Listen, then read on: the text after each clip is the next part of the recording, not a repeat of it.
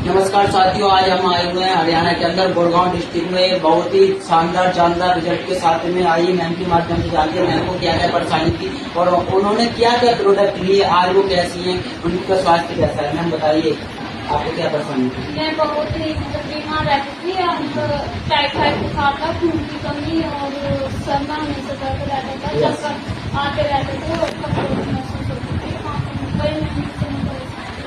काफी तरह की दवाइयाँ खाएं, डॉक्टर से हजारों रुपये की दवाई खाई, कुछ देर ठीक रहती थी, फिर बाद में जैसे दवाई खाती थी वैसे दवाई आती थी।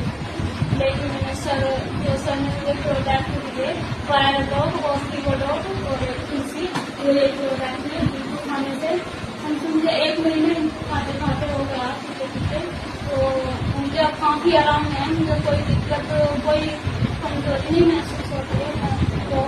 अच्छा मैडम, आपको ये प्रोडक्ट कितनी अच्छी लगी? ये प्रोडक्ट मुझे बहुत